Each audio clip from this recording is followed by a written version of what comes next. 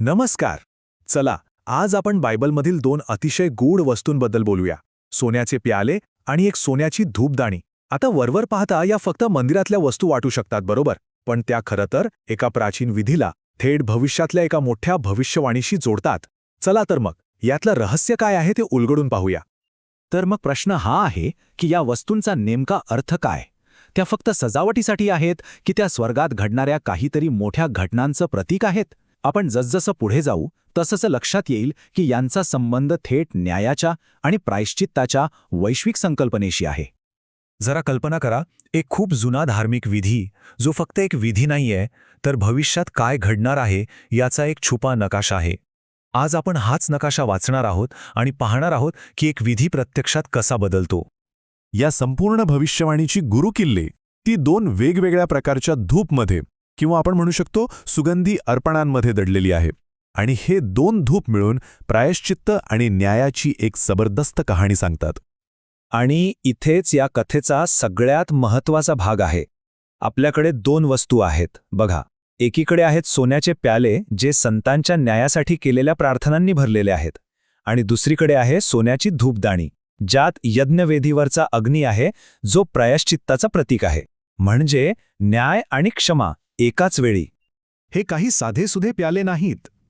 हे त्या शहीद साक्षीदारांच्या प्रार्थनांनी काठोकाठ भरलेले आहेत, ज्यांनी न्यायासाठी आपले प्राण दिले. त्यांच्या प्रार्थना म्हणजे पापाविरुद्ध न्यायासाठी देवाकडे केलेला एक जोरदार आक्रोश आहे. आणि दुसरीकडे आहे सोन्याची धूपदाणी. या जुन्या करारातल्या यज्ञविधीवरचा अग्नी आहे, जो थेट येशूच्या बलिदानाशी आणि त्यातून मिळणाऱ्या क्षमेशी जोडलेला आहे. हा आहे प्रायश्चित्ताचा सुगंध. आणि इथेच खरी गंमत आहे. हे दोन्ही धूप वेगवेगळे अर्पण केले जात नाहीत. नाही, देवासमोर सादर करण्याआधी ते एकत्र मिसळले जातात. यातून एक खूप मोठा संदेश मिळतो. खरा न्याय हा प्रायश्चित्ताशिवाय अपूर्ण आहे. एका स्त्रोतामधला उतारा हे अगदी स्पष्ट करतो.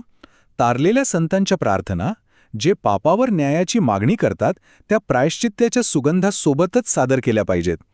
म्हणजे बघा, न्यायाची मागणी तेव्हाच वैध ठरते जेव्हा ती प्रायश्चित्ताच्या आधारावर केली जाते. पण या इतक्या शक्तिशाली प्रार्थना नक्की कोण करतं? आणि त्यांच्या प्रार्थनेमुळे अंतिम न्यायाची प्रक्रिया कशी काय सुरू होते? चला, आता आपण शहीद साक्षीदारांच्या भूमिकेकडे वळूया. स्त्रोतांनुसार न्यायासाठी प्रार्थना करण्याचा अधिकार प्रत्येकाला नाहीये. तो फक्त त्या शहीद साक्षीदारांना आहे, ज्यांनी आपल्या निष्ठेनं आणि बलिदानानं तो अधिकार मिळवला आहे. फक्त तेच न्यायाची मागणी करण्यासाठी पात्र आहेत. आणि इथे एक विलक्षण अट आहे. या सगळ्या घटना तोपर्यंत थांबवलेल्या आहेत, जोपर्यंत या शहीद साक्षीदारांची एक विशिष्ट, आधीच ठरलेली संख्या पूर्ण होत नाही.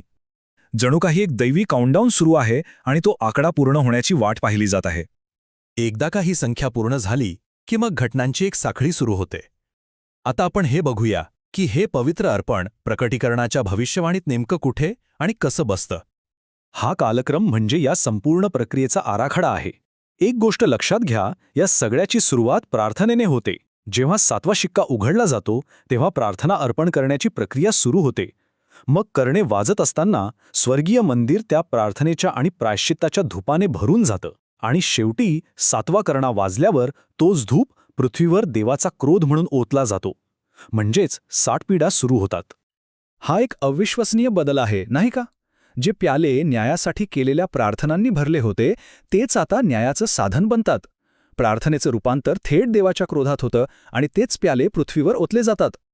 पण या सगळ्या विनाशकारी घटनांमागचा अंतिम उद्देश काय आहे? तर तो आहे संपूर्ण सृष्टीचं पूर्ण शुद्धीकरण. चला बघूया हे कसं घडतं. या काळात प्रार्थनेच्या आणि न्यायाच्या धोरानं स्वर्गीय मंदिर इतकं भरून जातं की शुद्धीकरणाची प्रक्रिया पूर्ण होईपर्यंत कोणीही आत जाऊ शकत नाही. यावरून हे दिसतं की स्वर्गालाही पापाच्या परिणामांपासून शुद्ध करण्याची गरज आहे. हे शुद्धीकरण फक्त पृथ्वीपुरतं मर्यादित नाही. ही एक वैश्विक प्रक्रिया आहे. याची सुरुवात थेट स्वर्गातल्या पवित्र स्थानापासून होते. मग ते पृथ्वीवर पसरतं आणि शेवटी आत्मिक क्षेत्रापर्यंत पोचतं.